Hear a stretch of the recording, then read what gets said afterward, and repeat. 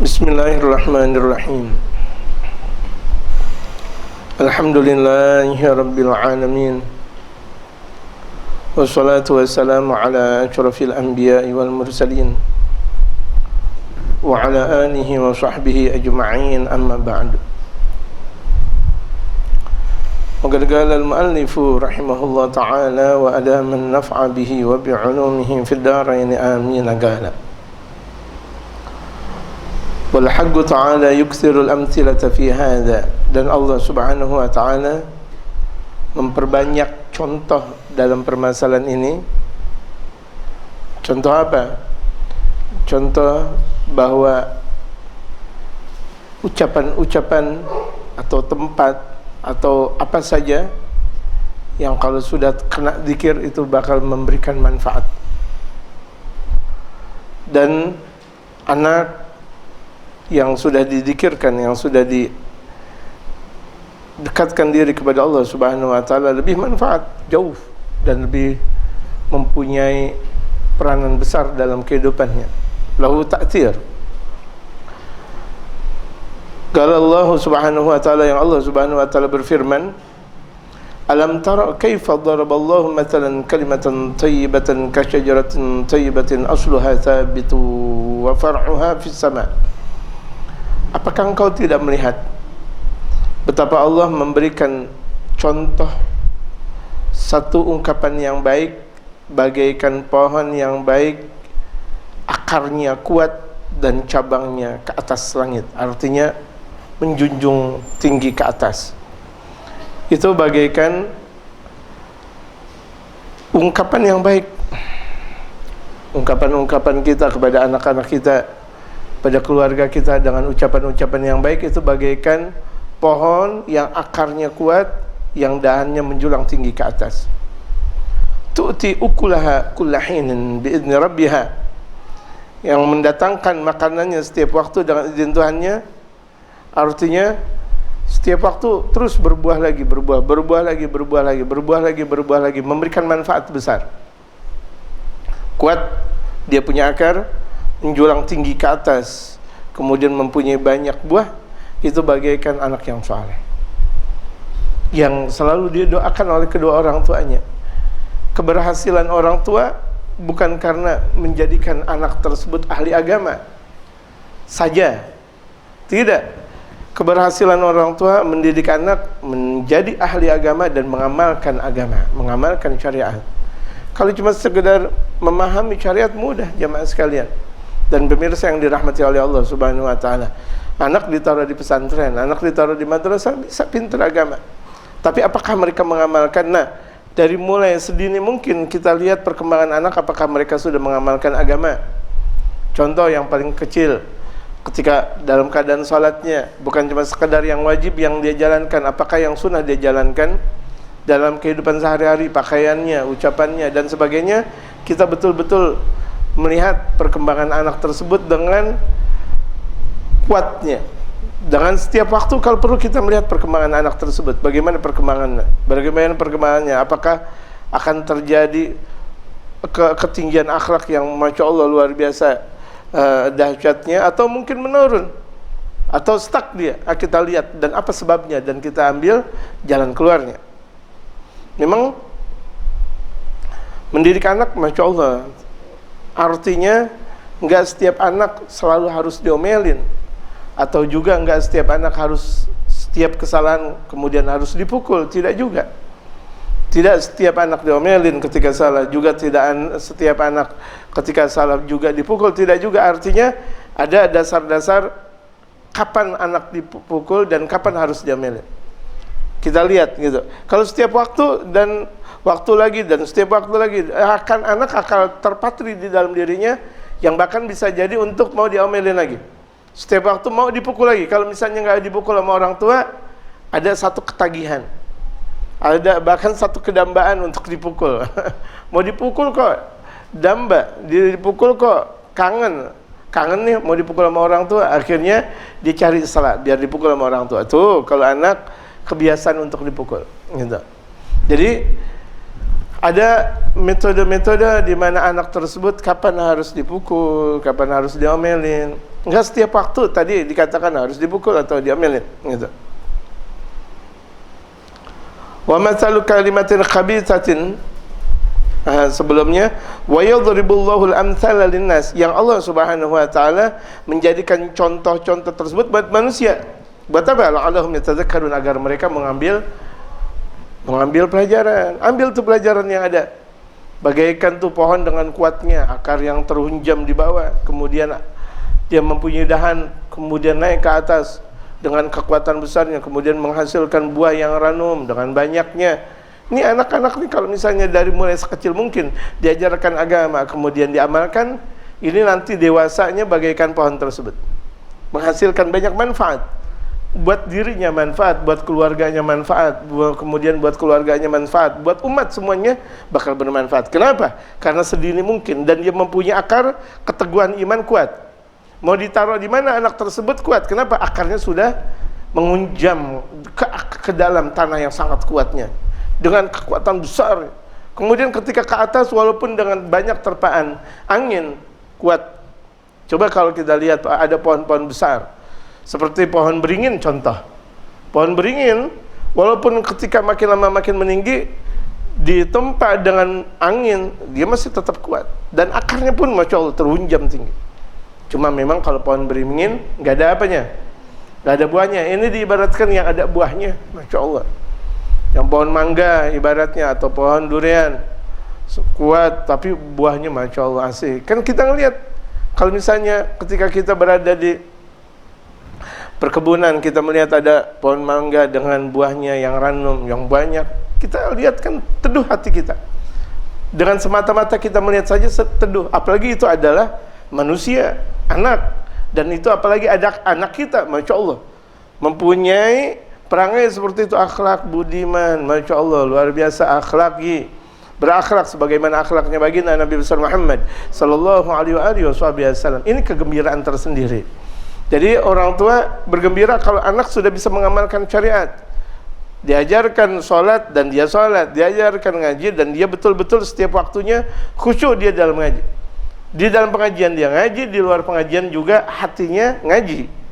Ini yang pengamalan syariat secara matang. Bukan ketika di dalam pengajian dia ngaji, kemudian di luar pengajian dia lupa akan intisari pengajian tersebut. Karena Islam bukan cuma sekedar sholat, Islam semuanya. Bahkan permasalahan-permasalahan dunianya banyak.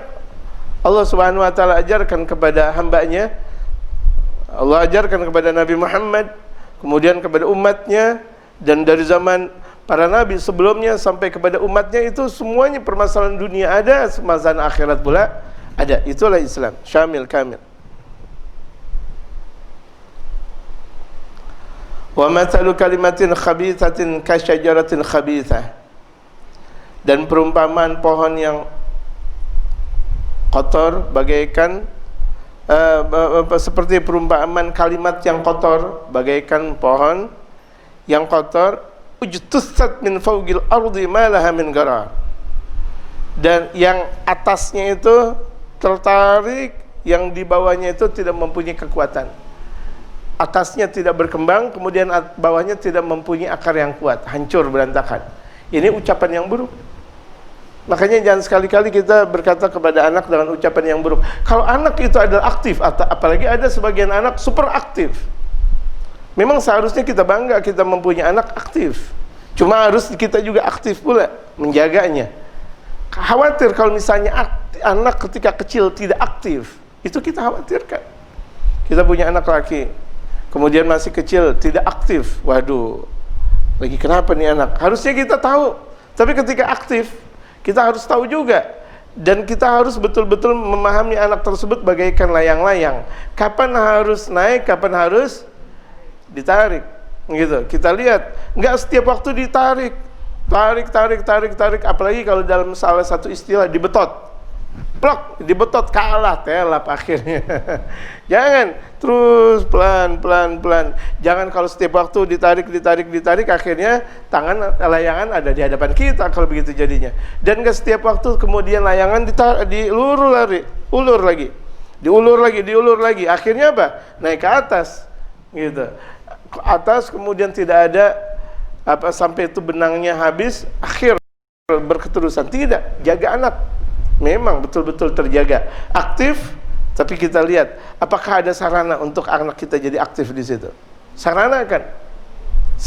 Makanya dalam syariat baginda Nabi besar Muhammad sallallahu alaihi wasallam ada mainan yang memang layak buat anak-anak. Kalau baginda Rasulullah Muhammad sallallahu alaihi wasallam saja betul-betul memperlihatkan kepedulian kepada cucunya. Sampai beliau main pedang-pedangan dengan cucunya Sayyidina Hasan dan Husain. Main pedang-pedangan. Main gulat-gulatan dengan Sayyidina Hasan dan Sayyidina Husain. Main gulat-gulatan baginda Rasulullah Muhammad sallallahu alaihi wasallam. Wa qala ta'ala, dan Allah Subhanahu wa taala berfirman, "Wat-thayyibatu lit-thayyibina wat-thayyibuna lit-thayyibat." Perempuan-perempuan yang baik bakal mendapati laki-laki yang baik, sebagaimana laki-laki yang baik bakal mendapati perempuan yang baik. Ya, jadi orang soleh bakal mendapatkan perempuan soleha, sebagaimana perempuan soleha dia bakal mendapatkan laki-laki yang soleh. Gitu. Ini udah janji Allah Subhanahu wa taala. Kalau misalnya kita jamaah pemirsa yang dirahmati oleh Allah Subhanahu wa taala mempunyai istri, masya Allah, nggak pernah mau ngaji, disuruh ngaji susah, berarti bisa jadi kitanya juga susah gitu. Kan di sini dikatakan dalam firman Allah, dan perempuan-perempuan yang baik bakal mendapatkan laki-laki yang baik. Sebagaimana juga laki-laki yang baik bakal dia mendapatkan perempuan yang baik. Jadi introspeksi diri. Kita nyuruh anak, kita nyuruh istri susah untuk ibadah. Berarti bisa jadi kita susah untuk ibadah kepada Allah Subhanahu wa taala. Atau perempuan-perempuan baik misalnya, dia merasa baik, kemudian suaminya disuruh sholat susah, disuruh ngaji susah, disuruh zikir susah, bisa jadi memang tuh perempuannya juga kurang baik. Bisa jadi. Nah, ini semuanya penuh dengan introspeksi. Kalau betul-betul introspeksinya matang, kemudian saling memperbaiki, suami memperbaiki diri, istri memperbaiki diri, kemudian keduanya matang berpikir, kemudian menjadi soleh dan solehah, berarti dia sudah mengamalkan. Laki yang baik bakal mendapatkan perempuan yang baik. Ya, sebagaimana tadi di awal dalam firman Allah, perempuan yang baik juga bakal mendapatkan laki-laki yang baik. Wat-thayyibatu lit-thayyibina wat-thayyibina wat-thayyibuna lit-thayyibat. Ilaihi yas'adul kalimut thayyibu wal 'amalus shalihu yarfa'u. Kepada Allah lah ucapan-ucapan yang baik terangkat. Nih kita ucapan-ucapan yang baik, kita ngaji. Bahkan dalam salah satu dari sabda baginda Nabi besar Muhammad sallallahu alaihi wasallam, orang yang ngaji nih seperti kita sekarang, kita ngaji, di setiap hurufnya itu adalah tasbih. Likulli harfin tasbihah. Di setiap huruf yang keluar dalam pengajian, apa yang telah dikatakan oleh sang guru, itu satu hurufnya tasbih. Subhanallah, 2 huruf 2 tasbih, subhanallah lagi, 3 huruf 3 tasbih, 4 huruf 4 tasbihah, 5 huruf 5 tasbih. Masya Allah, ini huruf per huruf jamaah sekalian. Betapa karunia Allah Subhanahu wa taala terhampar buat orang yang mencari ilmunya Allah Subhanahu wa taala. Ini ingat, ilmunya Allah, ilmu syariah, ilmunya Allah Subhanahu wa taala, bukan ilmu setan, bukan ilmu jin, bukan. Ini ilmunya Allah Subhanahu wa taala yang Allah gelar di majelisnya Allah Subhanahu wa taala, di majelisnya Allah, di khalifahnya Allah Subhanahu wa taala, dan dalam ungkapan keagungannya Allah Subhanahu wa taala. Jadi ketika terungkap di setiap satu katanya itu adalah tasbih. Allahu akbar.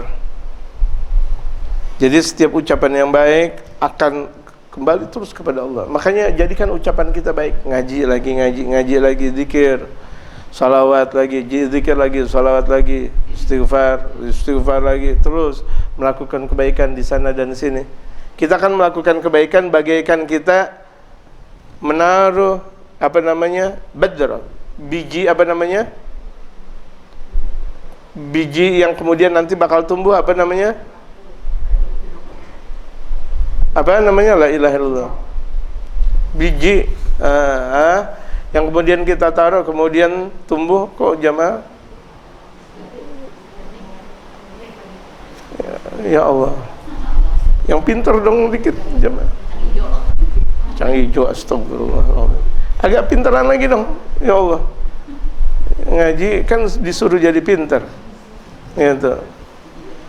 Masa dengan sebegini banyaknya nggak paham? Ini kebetulan saya lupa. Apa namanya, biji kemudian kita buang kemudian tumbuh. Apa? Bukan. Apa namanya? La ilaha illallah. Makanya ngaji perlunya kepintaran seperti itu. Kalau ngaji nggak pintar ya nggak ngerti-ngerti. Perlu pintar. Perlu pintar untuk. Jangan orang mau belajar pesawat hanya orang-orang pintar saja. Ya akhirnya jadi ahli dunia semuanya orang-orang yang pintar tentang dunia jadi, tapi ahli akhirat giliran ngaji pintarannya kurang, ya, hasilnya juga kurang. Gitu.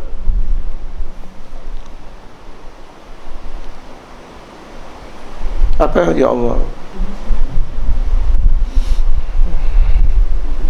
Kita tebar kemudian bakal menumbuhkan hasil.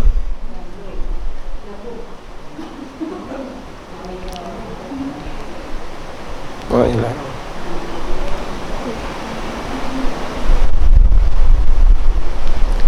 Wal amalu sholihu yarfa'u.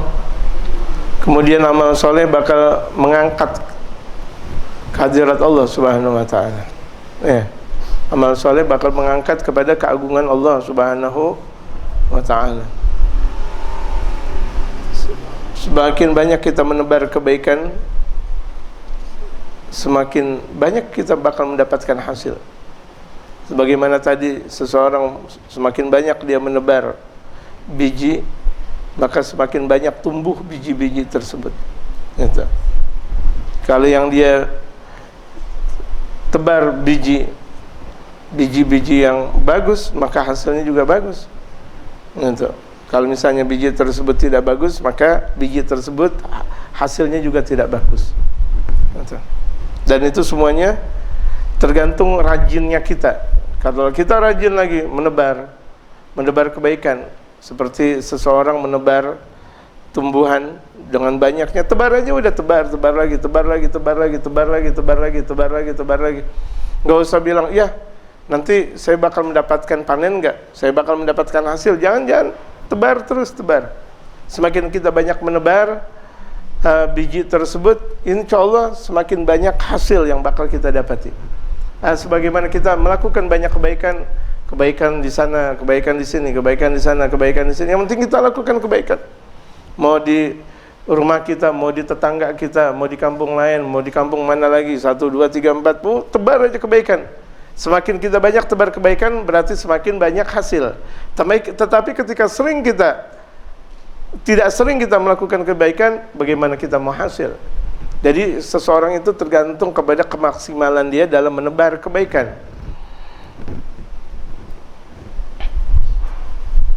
Setan itu bergembira kalau kemudian ucapan kita itu kita ungkapkan keburukan kepada orang yang melakukan keburukan kepada kita.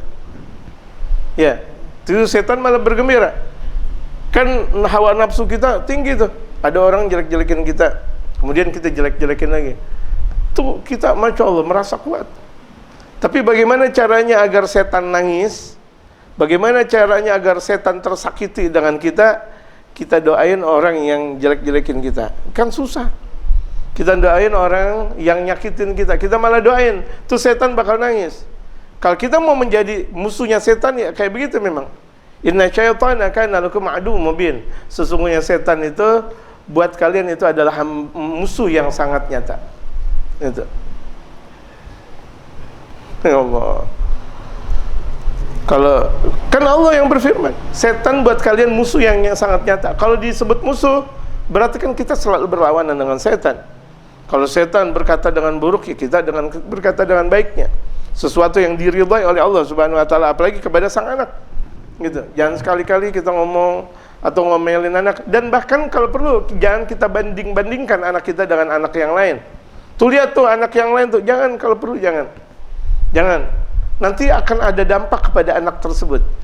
Dalam psikis kejiwaan sang anak ketika dibanding-bandingkan dengan anak yang lain, nanti dia bakal minder.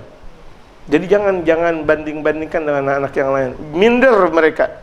Apakah kita mau mempunyai anak kita minder? Kalau minder jangan sekali-kali kita bandingkan gitu.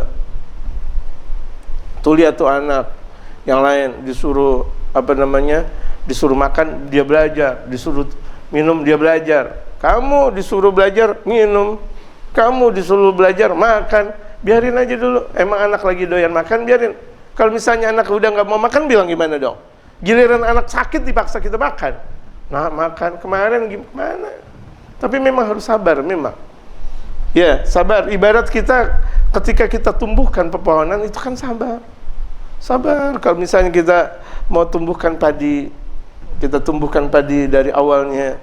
Awal padi kan nggak langsung kita siram, kita apakan dahulu. Tanahnya kita bajak dulu. Capek membajak sawah, oh Allah. Yang tadinya tuh orangnya kurus, petani, tau-taunya langsung apa? Binaraga, langsung kuat. Kenapa? Emang setiap hari macul, kerjaannya macul. Tanpa dia jogging, tanpa dia ya itu dia, namanya kayak gitu. Tanpa dia begini, atau pakai ngangkat barbel dengan sengaja. Oh, bayar kan mahal tuh pada tuh. Ini dia di petani, dengan sengaja. Alhamdulillah sehat walafiat. Padahal tuh lagi di tengah terik matahari, panasnya luar biasa, kuat. Gak pakai baju, gak masuk angin. Masya Allah, kita ketika buka baju sedikit aja, Masya Allah, langsung masuk angin. Kenapa? Mereka ada satu kekuatan, karena memang terus diasah lagi. Dengan sendirinya, mereka sudah apa? Udah olahraga. Olahraga. Macul, petani, Masya Allah, kakinya kuat, tangannya kuat, semua yang dimiliki kuat. Gitu. Membajak sawah, capek. Habis dibajak, apa? Diairkan, dialiri air. Kemudian, atau sebelumnya ditebar, kemudian dialiri air, sedikit, kemudian baru dijaga lagi. Jangan sampai banyak wereng, jangan sampai banyak yang tanaman-tanaman yang bakal mengganggu, ini hama dan sebagainya. Capek, kita lihat lagi, terus kita jaga lagi, terus nanti tumbuh. Udah mulai tegak hijaunya padi, kemudian kita lihat sudah mulai menguning, pas. Udah waktunya kemudian kita panen. Tuh lihat, capek. Kalau itu adalah padi, capek, bagaimana kita mendidik anak? Lebih capek lagi. Kalau kita sayang, capeknya itu, lelahnya itu, semuanya dijadikan karena lillah, karena Allah Subhanahu wa Ta'ala. Hasil semuanya. Sebenarnya sih kalau misalnya kita nikmat mendidik anak, nggak pusing sih. Emang kenapa harus kita pusingin? Biarin, bismillah. Nanti ada waktunya. Ada waktunya ini dan ini. Ada waktunya bakal menjadi baik. Gitu. Tapi perlahan. Kita arahkan, perlahan lagi, kita arahkan lagi, perlahan lagi, kita arahkan lagi, perlahan tidak kita arahkan lagi. Yang tidak bakal memungkinkan. Banyak anak yang wataknya itu tidak langsung menjadi baik, tidak. Yang anaknya itu bisa jadi dia bolak-balik dulu, dia main ke sana dulu, ke sana, akhirnya nanti langsung naik ke atasnya, blek langsung. Gitu. Itu sering-sering kali banyak terjadi jamaah sekalian. Di masa kecilnya, Masya Allah, luar biasa. Ini dan ini, sampai orang tua pusing. Kamu udah dana, keluar aja dana dari rumah. Kalau perlu, keluar di rumah. Giliran anak terus udah mulai dari masa kecilnya, disuruh keluar mulu sama orang tua dari rumah. Diusir mulu. Udah mulai agak sedikit menjelang remaja, dia pesantren. Pesantrennya nggak deket lagi, jauh misalnya. Itu anak, ya Allah, iya. Dulu saya usir-usir mulu. Tuh anak, kenapa di dalam rumah luar biasa, bandelnya luar biasa. Giliran udah jauh baru mulai terasa. Iya ya Allah, ya, emang ada waktunya. Ada waktunya, tapi yang penting kita sabar mendidik anak. Doa dan sabar, sebagaimana telah diajarkan oleh Al-Habib Umar. Sabar. Walaupun terkadang kita harus berkonfrontasi dengan tetangga misalnya. Atau mungkin harus ada kemaslahatan dengan tetangga, biarkan. Emang seperti itu memang anak. Gitu. Emang seperti itu anak, gitu. Kewajiban kita menjaga anak. Kewajiban kita mendidik anak, gitu. Jaga dan didik. Kalau anak orang lain saja, wajib kita jaga bagaimana itu adalah anak kandung kita, gitu. Yang kita tidak ridha, anak kandung kita kemudian ketika tumbuh remaja apalagi sampai dewasa enggak kenal syariat, enggak ridha, tapi harus dengan seni, gitu. Harus dengan seni.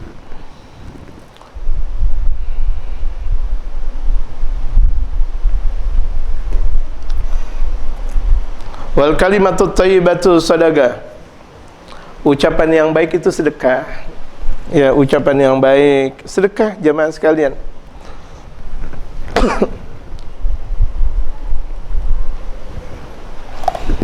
Kalau kita mengatakan kebaikan kepada orang lain, itu sedekah, bagaimana kepada anak kita? Itu terhunjam di dalam kuatnya ke dalam hati sanubari anak kita ketika kita berkata kebaikan. Kita nasihati, meluluh lantahkan hatinya, plak, dari hati ke hati, perlahan tapi pasti. Jaga tuh anak. Jangan dong, jangan main ini, jangan dong, jangan dong, jangan. Nggak harus langsung jangan, perlahan tapi pasti. Memang hasilnya memang nanti lihat.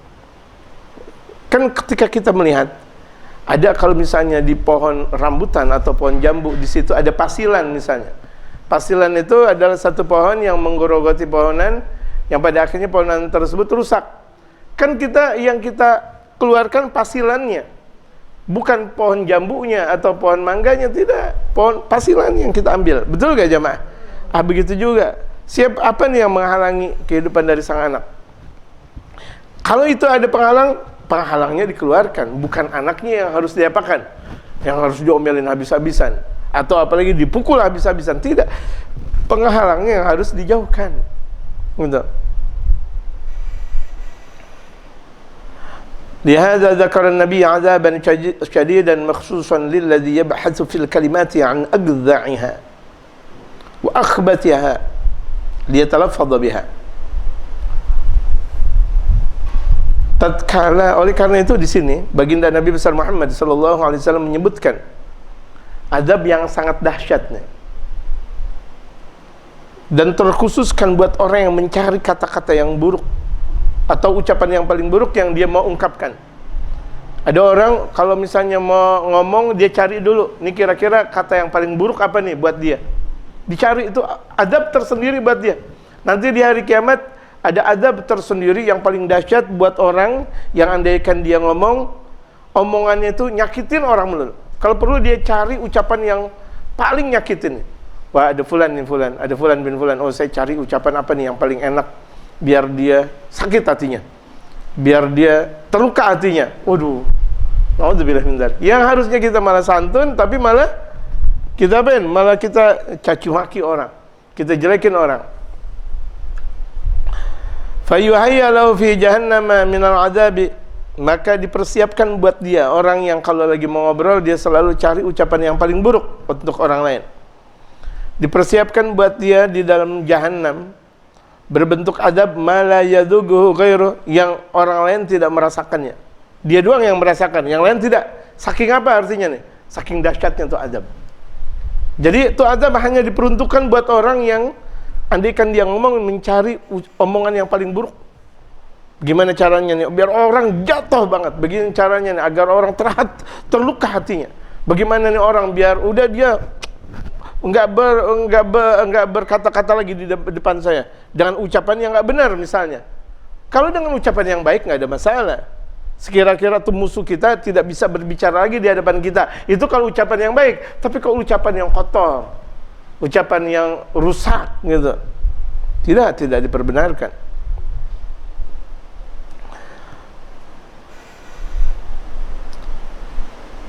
Li'annahu kana yabhathu an akhbathi kalimatin liwajiha bihan nas, karena dia selalu mencari kata-kata yang paling buruk untuk dia ungkapkan kepada orang lain. Wa yukallima bihal akharin, yang agar dia bisa berkata-kata kepada orang lain.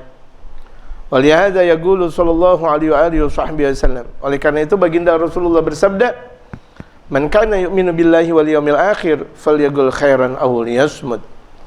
Barang siapa yang beriman kepada Allah dan hari akhirat, maka hendaklah dia berkata baik atau dia berkatalah yang baik. Andaikan kita mau berkata, silakan cari ucapan-ucapan yang baik. Nggak mampu nih kita berkata baik, diam udah. Kenapa? Kalau misalnya kita ucapkan ucapan tersebut, waduh, nanti pada akhirnya nih orang tersinggung. wah nanti orang terluka nih, oh nanti orang ngambek nih, oh nanti orang marah nih kepada kita. Cari ucapan yang paling baik untuk diucapkan. Nggak mampu, diam aja, udah diam. Tapi diamnya istighfar. Astagfirullahaladzim, astagfirullah. Bukan diam artinya diam nyonyo. Udah diam dia nyonyo, sama aja bohong. Yang disebut diam di sini diam penuh dengan makna istighfar. Diamnya dia adalah istighfar. Diamnya dia adalah salawat. Diamnya dia adalah zikir. Itu maksud diam di sini. Bukan diam-diam kemudian memikirkan bagaimana caranya balas dendam sama orang. Bukan diam-diam kemudian caranya bagaimana caranya harus saya melakukan keburukan kepada orang lain. Enggak. Diamnya itu penuh dengan makna. Gitu. Idzan famasmu'atul ibni wal binti 'indaka fil baiti katsiratut ta'thir 'alaihim. Oleh karena itu, pendengaran putra dan putri di sisi engkau di dalam rumah banyak sekali peranannya. Artinya nih dampaknya besar. Kalau di dalam rumah kita kebanyakan yang kita setel adalah dangdut, yang kita setel adalah nyanyian-nyanyian yang diharamkan oleh Allah. Ya udah, anak hafal dari sendiri, mungkin dia hafal dangdut. Putra dan putri kita udah mulai hafal dangdut. Quran nggak hafal, qasidah nggak hafal, ya kan? Kemudian lagi hadis-hadis baginda Rasulullah tidak hafal. Kenapa? Karena sajian yang selalu diperdengarkan di telinga mereka kan, udah kayak begitu. Nyanyian lagi nyanyian, dangdut lagi dangdut, kemudian nyanyian-nyanyian yang naudzubillah min dzalik, yang penariknya terbuka auratnya, sengaja diperlihatkan di televisi kita atau di YouTube kita atau di HP kita atau di mana yang kita miliki media sosial. Itu sama saja menaruh anak kita ke dalam neraka jahanam. Naudzubillah min dzalik. Naudzubillah min dzalik. Hati-hati itu, lihat saja kita. Gitu. Udah gitu kalau ada anak kecil dengar dangdutan kemudian kita girang. Waduh, lucu banget ya jogetnya. Sama saja kita ridho kepada anak kita. Yang nanti kelamaan dia bakal ngedangdut dan sebagainya. Kan terkadang anak ada seperti itu. Kalau ada anak kecil, waduh, lucu banget jogetnya, joget dangdut. Kemudian sampai diapain? Sampai di TikTokin misalnya. Udah TikTok lagi, di TikTokin. Waduh, Masya Allah. Kemudian disebar dengan bangganya. Padahal itu adalah keburukan. Kok keburukan disebar dengan bangga? Yang ada keburukan ketika tersebar, dia takut kepada Allah, dia istighfar kepada Allah, minta ampun. Jangan sampai keburukan tersebar. Dia bahkan dengan bangganya menyebar keburukan. Ya Allah. Ya Allah, naudzubillah min dzalik. Ini hati-hati. Nyanyi dengan toktik apa? Dengan apa misalnya? Dengan TikTok misalnya, tersebar, belum dosa kan? Jangan, apalagi ini adalah umat baginda Rasulullah Muhammad sallallahu alaihi wasallam. Jangan, jaga perasaannya Nabi Muhammad. Ya, jaga perasaannya Nabi Muhammad. Nabi Muhammad sangat pencemburu untuk umatnya, jamaah sekalian, pencemburu sekali. Cemburu, artinya cemburunya Nabi Muhammad betapa beliau menjaga umatnya. Dan dalam firman Allah, wala sawfa yu'tika rabbuka fatarda, itu ditafsirkan wala sawfa yu'tika rabbuka fatarda, dan engkau apa yang diberikan oleh Tuhan engkau bakal ridha. Itu artinya Rasulullah menghendaki semua umatnya masuk surga. Semua umatnya masuk surga. Itu diantara tafsiran sebagaimana yang telah ditafsirkan oleh mereka para ulama-ulama tafsir, wala sawfa yu'tika rabbuka fatarda. Apa? Rasulullah ridha betul agar umatnya semuanya masuk surga. Hatta yang berbuat maksiat masuk surga semuanya. Artinya apa? Pencemburu kan Nabi Muhammad kalau begitu jadinya. Cemburu dengan kebaikan. Cemburu, ya Allah. Kita punya nabi kita santun, nabi kita Allahu Akbar, nikmatnya luar biasa. Kita merusak hati Nabi Muhammad. Merusak tuh, yang model-model seperti itu merusak. Kebanggaan maksiat. Kalau ada satu maksiat bangga, dua kemudian dibanggakan, tiga, mana iman yang ada di dalam dirinya kalau ada satu kebanggaan?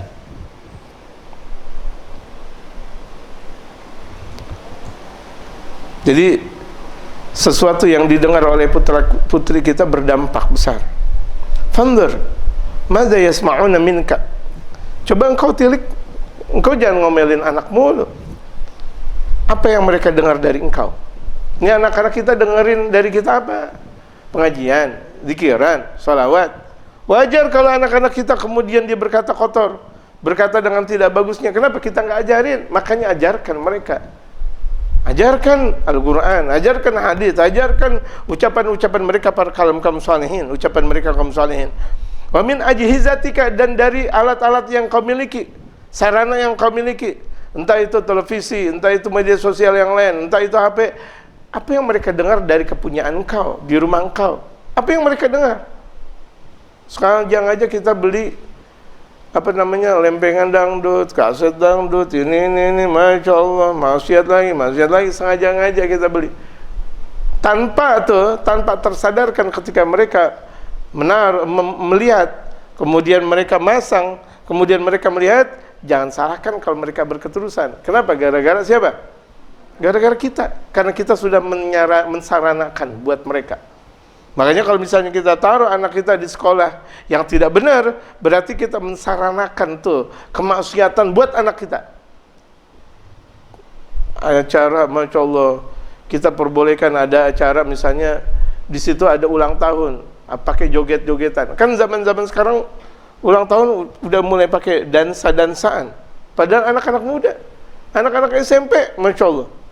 Kita mau orang tua, oh anak mau ulang tahun, padahal di dalam acara ulang tahun di situ udah mulai ada dansa, mulai ada joget. Kita biarkan begitu saja, sama saja kita menjerumuskan anak kita ke dalam maksiat. Kita lihat dulu tuh, lihat ada apa di balik acara-acara tersebut. Acara reuni, kemudian pada akhirnya apa? Dansa. Berapa banyak tuh dalam acara reuni, CLBK, cinta lama bersemi kembali. Padahal yang satu udah punya suami, yang satu udah punya istri. Tuh lihat, hati-hati tuh.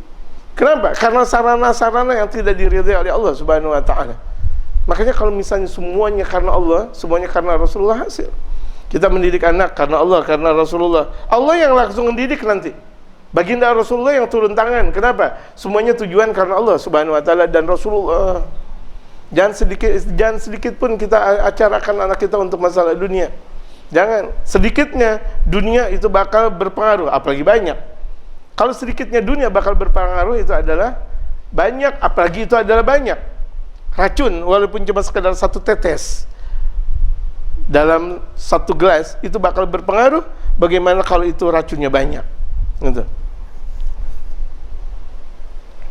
Wa mimma yaduru wasatal bait, dan apa yang terjadi di tengah rumah.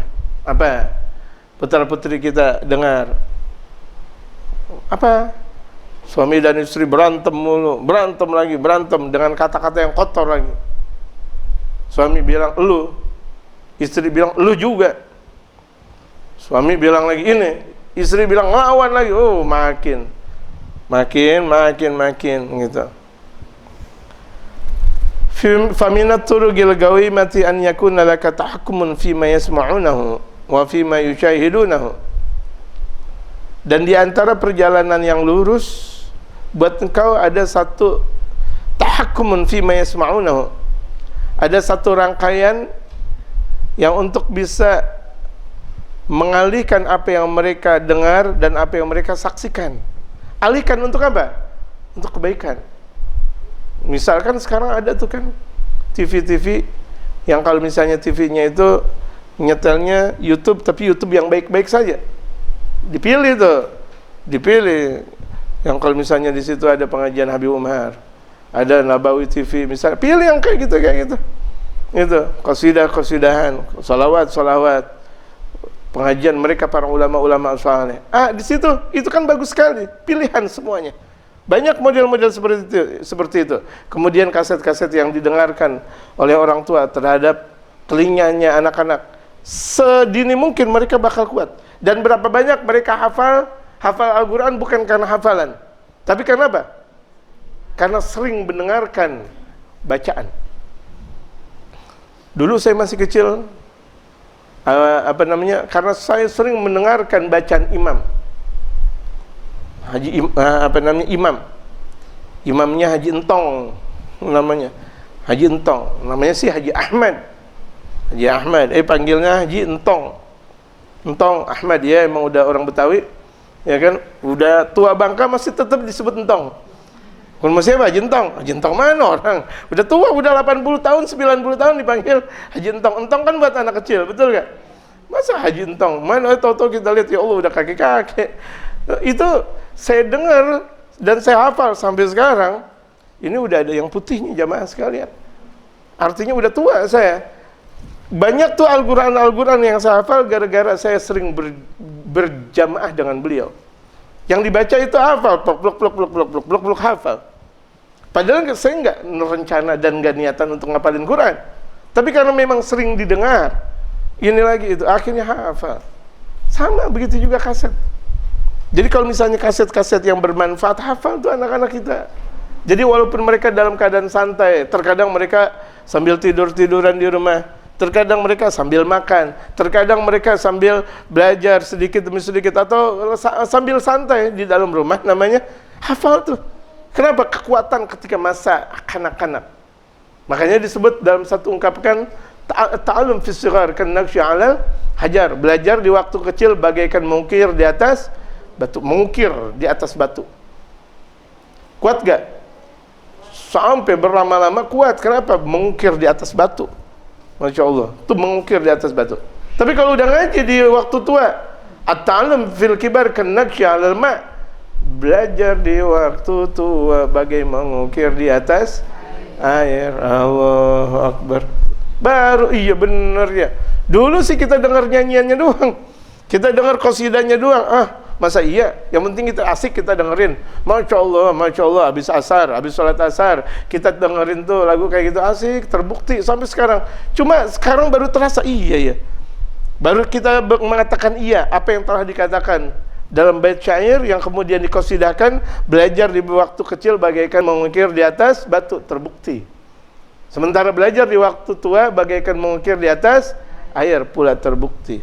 Air, kita ukir, hancur gak? Jalan lagi tuh air. Air kita, walaupun bagus, gambar fulan bin fulan, oh bagus, lari aja tuh air. Ya capek-capek, ya begitulah. Makanya mumpung waktu kecil, perdengarkan kepada anak kita, putra dan putri kita, ucapan yang baik. Kenapa? Bakal kuat di dalam ingatan mereka tuh. Kalau perlu kita jangan mengatakan kepada anak kita kata-kata lu dan gua, dan biasakan lu, gua gitu. Ke rumah bapak lu aja tuh, Mustafa, ke rumah bapak lu. Emang kalau ke rumah bapak lu, emang ke rumah siapa? Ke rumah bapak lu. Tuh minta duit sama bapak lu, marah ya marah, tapi ucapan yang benar. Kan kita terkadang kalau tuh lihat anak tuh lu, tuh lihat anak lu, emang bukan anak lu juga. Kalau dalam bahasa kita, kalau dibilang anak, kalau misalnya tuh anak lu ajarin, kalau tuh suami bilang emang bukan anak lu, kalau begitu jadinya gue cari deh yang bakal ngerawat anak gue. Nah lu gimana ceritanya tuh perempuan, marah gak tuh istri? Marah, jangan ngomong kayak gitu. Anak lu tuh ajarin tuh anak lu. Allahu Akbar, bukan anak lu juga emang, jangan dong. Jangan bilang, apalagi sama suami dia bilang lu gua. Allahu Akbar. Tidak pantas dan tidak layak. Kepada anak nggak boleh, apalagi sama suami nggak boleh. Lu, kata-kata gua. Kalau dalam istilah Betawi, dalam istilah Jawa apa tuh? Saya nggak ngerti itu. Bahasa kotor, bahasa kasar kepada kamu apa? Kasih tahu dong, saya ini lagi direkam nih, saya nggak ngerti nih bahasa Jawa.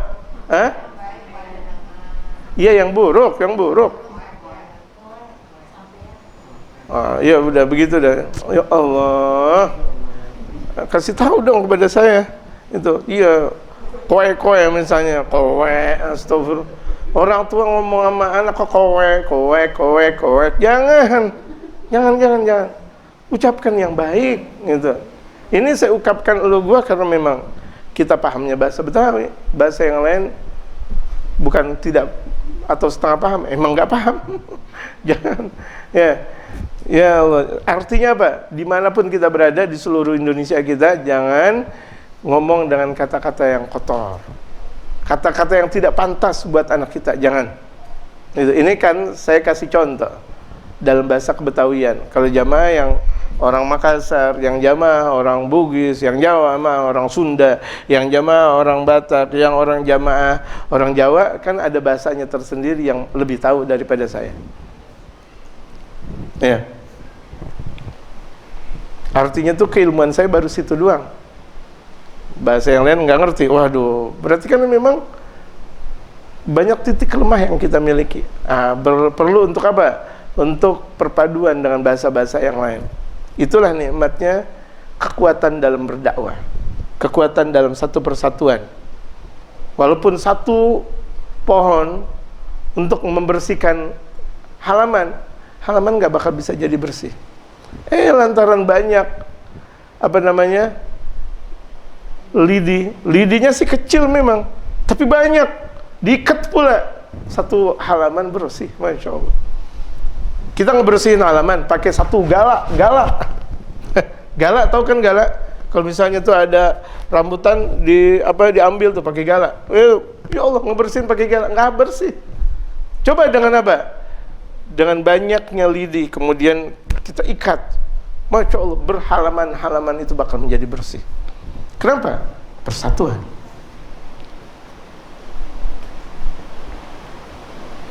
Bersatu.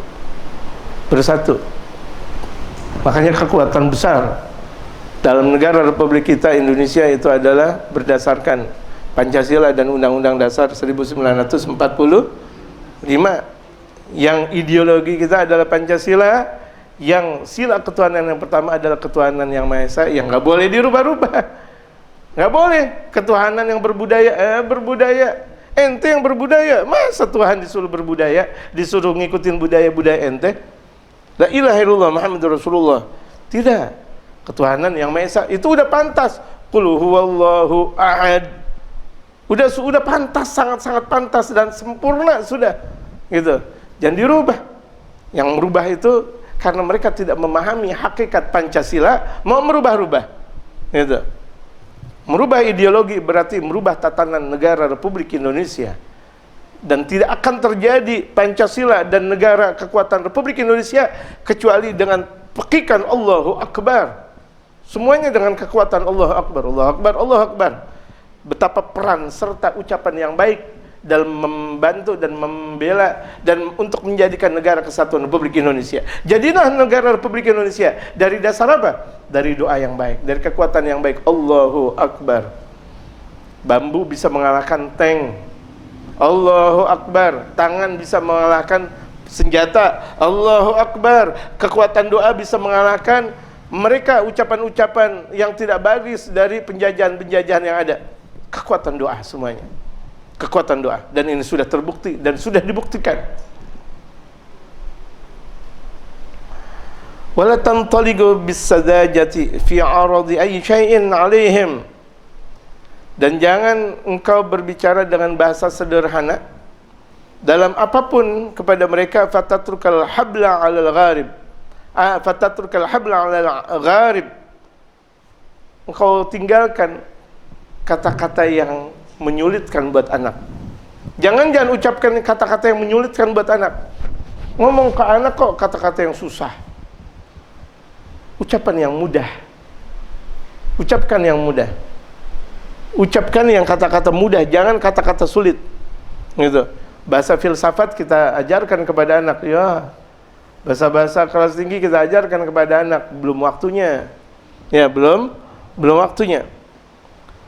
Tajidul ana ba'dal atfalis sigar. Engkau jumpai sekarang banyak anak-anak kecil. Sebagian anak kecil sekarang bahkan yakunu ahsana min abih. Bahkan lebih baik daripada bapaknya. Lihat, dalam satu perkembangan saja, perkembangan tubuh anak-anak sekarang jauh lebih tinggi daripada orang tuanya. Betul gak? Betul gak? Orang tua dulu paling makan lauknya pakai apa? Jantung. Pisang. Jantung pisang. Sekarang anak-anak sekarang mereka makan jantung sapi, jantung kambing, masya Allah, kan lebih berkualitas, betul gak? Orang dulu, masya Allah, mereka makan pakai apa? Karuk. Zaman sekarang durian udah banyak, udah hasil dari karuk, masya Allah. Zaman dulu, masya Allah, orang makan jengkol, masya Allah, sampai kejengkolan, saking banyaknya tuh. Zaman sekarang orang kambing di mana-mana. Ada sate kambing, ada sate ini, sate itu, sate ini, sate ini, sate itu. Masya Allah. Betul gak? Perkembangannya beda. Akhirnya secara biologis saja perkembangan anak zaman sekarang lebih besar daripada orang-orang tua di zaman dulunya. Gitu. Kita lihat sekarang, Masya Allah. Lah umur seperti ini, gede. Masya Allah. Ini juga, Masya Allah, luar biasa. Gitu. Ada kakek-kakek umur, ada bahkan 80-90 tahun, ini berat badannya berapa? 80. Lah kakek-kakeknya 50 kilo gitu. Ada anak muda lah berat badannya 80-90. Berarti kan perkembangannya luar biasa dahsyat. Gitu. Dari satu sisi itu. Fistikdamil hasub, kata Habib Umar. Anak sekarang ketika menggunakan alat menghitung, apa namanya? Kalkulator, bukan kalkulator. Kalkulator itu Masya Allah. Bahkan menghitung anak-anak zaman sekarang lebih pintar daripada orang tua tempo dulu. Ada triknya tersendiri. Masalah contohnya. Liana jahat fi waktu, karena memang tuh anak datang pada waktunya.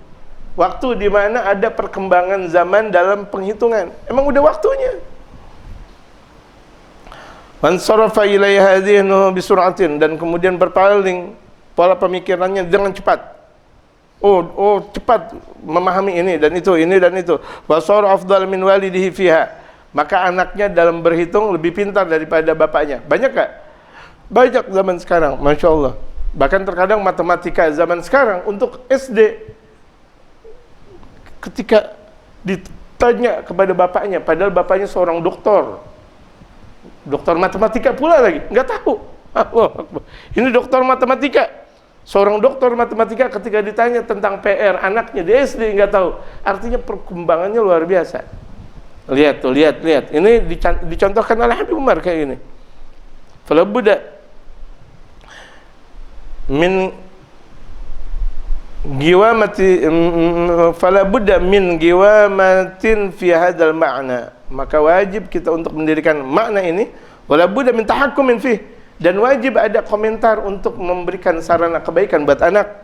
Fama kullu syai'in yusmah lahu an yara, karena tidak setiap anak diperbolehkan untuk melihat. Enggak setiap anak untuk melihat ini dan itu, acara di televisi ini dan itu. HP kita enggak setiap waktu diperbolehkan untuk dilihat oleh anak. Apalagi itu HP zaman sekarang. Kita enggak ngapa-ngapa, tahu-taunya ada ngapa-ngapa di situ.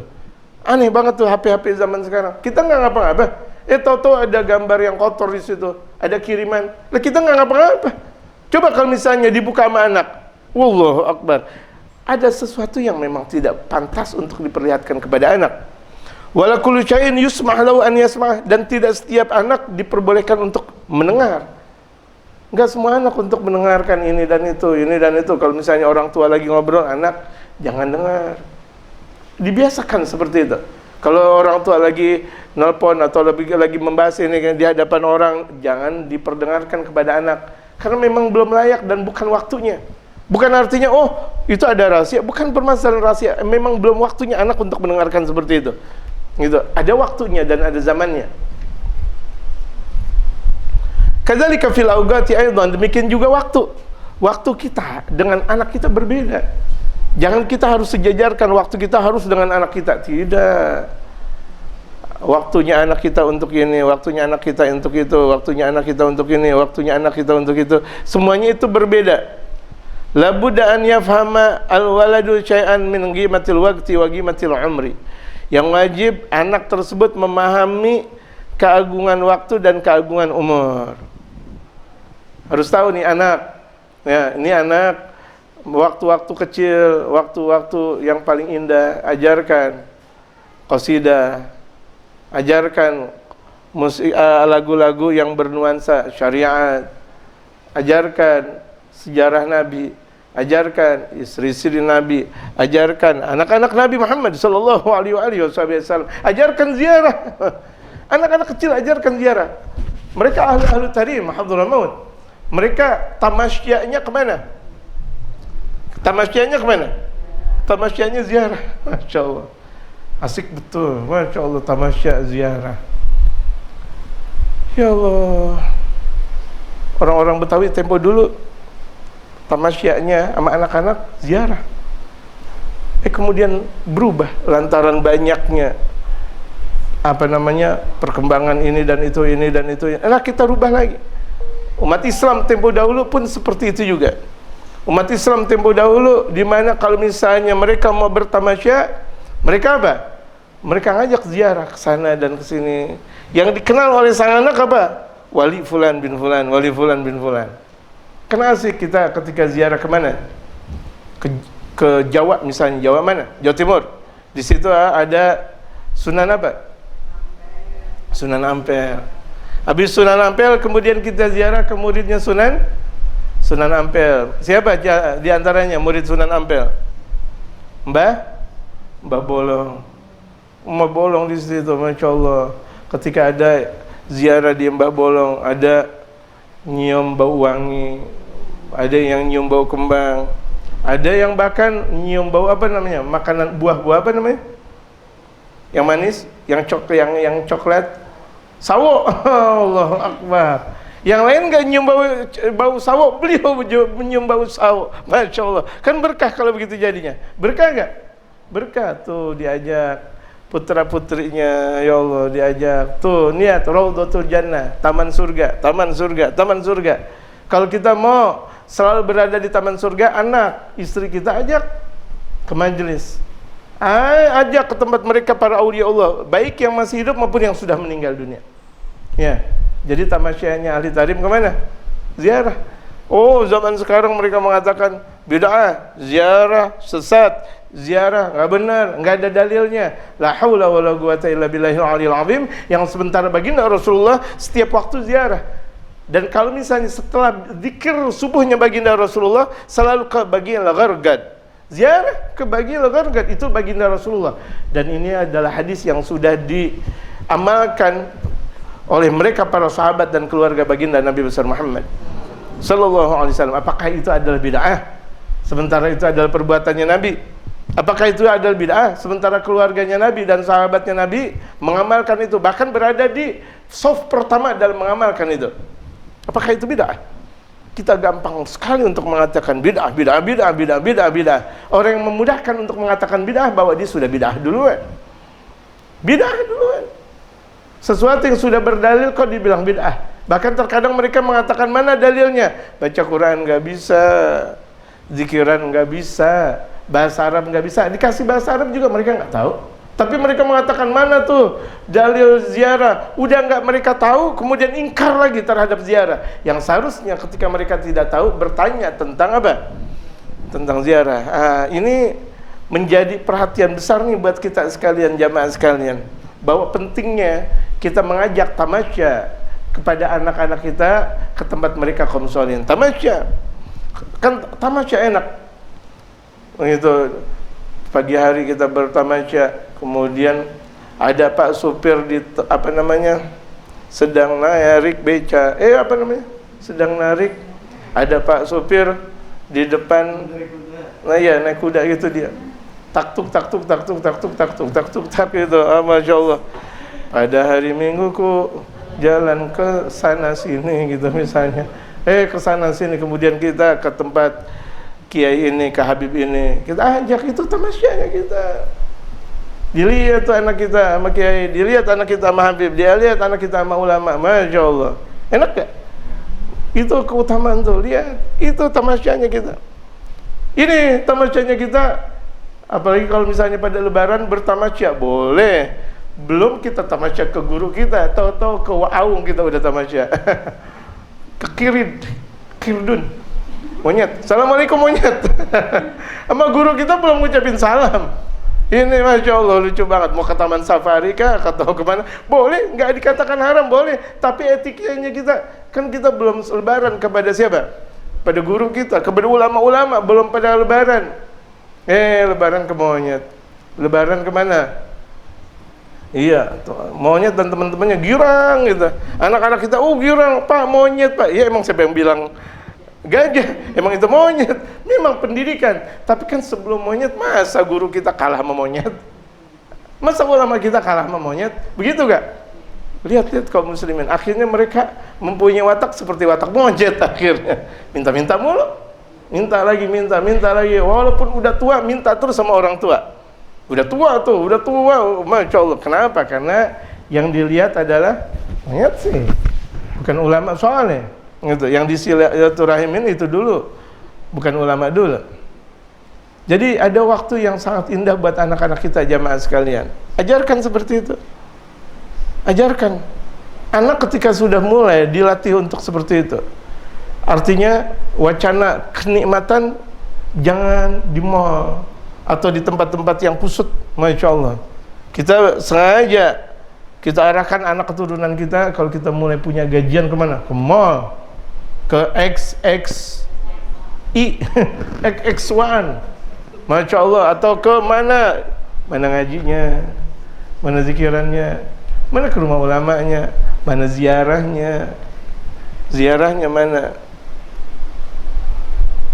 Kan kalau kita dari Jakarta menuju Jawa Timur kan refreshing, ziarah. Sama dari Jawa Timur juga ke Jakarta juga refreshing juga, ziarah. Kemana? Keluar Batang dan sebagainya, sama gitu, sama kita ke sana ke sini sama, nggak ada bedanya, Masya Allah. Kan itu nuansa ibadah pula. Faidal taga bil madrasati faltur tabatu dirasatuhu wa amaluhu kulluha bi 'azmatillah wa 'azmati rasulih. Kalau anak ketika lagi berhadapan dengan madrasah, maka kuatkan pelajarannya dan perbuatan semuanya untuk mengagungkan Allah dan Rasulnya. Ketika anak nih lagi mulai waktunya sekolah, ajarkan anak untuk dalam sekolahnya pengagungan yang pertama adalah Allah dan Rasulullah. Wa anal maqsuda min hadhil madrasati Allah wa Rasuluh, karena memang tujuan utama anak dididik di sekolah itu adalah Allah dan Rasulullah. Walaupun kita sudah serahkan kepada guru, tetap di rumah adalah tanggung jawab kita. Di luar adalah tanggung jawab pula kita. Bagaimana kita didik anak. Jangan kita 100% kita pasrahkan kepada gurunya di sekolah. Satu guru mempunyai murid yang banyak. Bagaimana bisa maksimal? Kita sebagai orang tua betul-betul memaksimalkan anak kita. Tujuan sekolah, tujuan pesantren, tujuan anak kita ditaruh di majlis salim dan sebagainya, itu adalah Allah dan Rasulullah, bukan yang lainnya. Liyarudhu anna wal nastaqima ala ma ahabbu, agar mereka ridha kepada kita dan kita bisa istiqamah apa yang mereka cintai. Minna, dari kita. Wal nurafiqil mustafa fil akhirati, dan kita nanti bakal bersama Nabi besar Muhammad di akhirat. Amin. Kita bakal selalu bersamaan dengan baginda Rasulullah di akhirat. Hadza kalamun labudda an yasma'hu minka, dan ini adalah ucapan yang wajib diperdengarkan dari engkau. Dari engkau sebagai orang tua kepada anak. Mana pertanggungjawaban kita kepada anak? Apakah kita sudah berkata yang paling istimewa buat anak kita, putra dan putri kita? Biasakan, Masya Allah. Jangan kalau lagi perempuan kadang kalau lagi kaget kaget latah. Ya Allah, yang dia omong luar biasa. Ucapkan Allah, Masya Allah, Masya Allah, luar biasa. Nanti anak pun bakal ngikut. Allah, Masya Allah, luar biasa. Anak, apa yang telah dikatakan orang tua? Coba aja lihat, anak apa yang telah dikatakan orang tua. Makanya jangan heran kalau orang tuanya wali, anaknya juga bakal jadi wali. Tapi kalau misalnya orang tuanya nggak benar, anaknya juga bakal nggak benar juga. Jangan heran pula, gitu. Karena buah nggak bakal jauh jatuhnya daripada pohon. Andaikan jauh, diambil orang, ditaruh di pasar. Ini buktinya ada di pasar, emang diambil orang. Dan ketika jatuh di bawah pohon secara tabiat. Wala budda an yatalaqahu dhihnu minka wa yafahimuhu minka, dan wajib untuk mempersatukan pemahamannya dari engkau dan memahami dari engkau. Nih, kalau engkau mau menjadi orang tua yang baik dan benar, arahkan pemahaman kepada anak dengan pemahaman dan ucapan yang benar. Fatakuna biha unsuran mu'minan, maka jadilah engkau adalah satu unsur yang baik. Rabbaital walada ala ma'nan 'azimin, yang engkau bisa membentuk anak dalam arti yang sangat agung. Wa rabattahu bi aslil usuli, dan engkau sudah ikat anak tersebut dengan kekuatan yang kuat. Rabattahu bil hablil matini, yang kau kuatkan dengan tali yang kuat, min ta'zimillah wa ta'zimi rasulih. Itu kekuatannya diantaranya dengan pengagungan kepada Allah dan Rasulnya. Fayafhamu, akhirnya anak tersebut bakal faham. anna syughlaka wa amalaka, bahwa kesibukan engkau wahai orang tua, perbuatan engkau wahai orang tua, wa kullal asya'il lati tugimuha fil baiti, dan segala sesuatu yang kau jalankan di dalam rumah, marbutatun billah, semuanya berkaitan dengan Allah, wa bi rasuli, berkaitan dengan rasulnya, wa talabi ridwanillahi wa ridwani rasuli, dan semuanya berkaitan dengan ridhonya Allah dan ridhonya Rasulullah Muhammad, wa anna hadza wal maksud. Inilah tujuan mendidik anak. Makanya ketika kita mendidik anak tuh lihat, jadikan tuh anak kita ngelihat kepada kita apa yang kita lakukan di dalam rumah, apa yang kita lihat, apa yang kita baca, apa yang kita tulis, apa yang kita ungkapkan, apa yang kita makan, apa yang kita minum, apa yang kita perbuat di dalam rumah, semuanya anak bakal ngelihat, pasti ngelihat. Nah ini tujuan besar. Wa ana khuliqna min ajli hadza, bahkan sesungguhnya kita tercipta untuk ini, untuk mendirikan satu kedamaian di dalam rumah tangga. Anak bakal mengikuti. Nanti ketika anak tumbuh dewasa bakal mengikuti. Ketika anak kita laki, mereka mempunyai istri, bakal mengikuti gaya-gaya kita. Kenapa? Yang diikuti oleh orang tuanya dulu, bukan yang lain. Karena dia terdidik lewat orang tuanya, teranugerahkan lewat anak orang tuanya. Contoh besar adalah orang tuanya, dia ngikutin. Kalau didikan kita benar, maka didikan anak keturunan kita insya Allah bakal menjadi benar. Terus nanti cucunya lagi seperti itu, kemudian cucunya terus bakal menjadi kekuatan yang besar, mengajarkan kepada yang lain, tersebar. Akhirnya keluarganya Rasulullah Muhammad SAW, dalam artian walaupun beliau sudah meninggal dunia, tetapi sakinah mawaddah warahmah seperti apa yang telah dijalankan oleh baginda Rasulullah dan anak dan istrinya. Amin ya rabbal alamin. Wa sallallahu ala sayyidina Muhammadin wa ala alihi washabihi wasallam. Subhana rabbika rabbil izzati amma yasifun wa salamun alal mursalin walhamdulillahi rabbil alamin.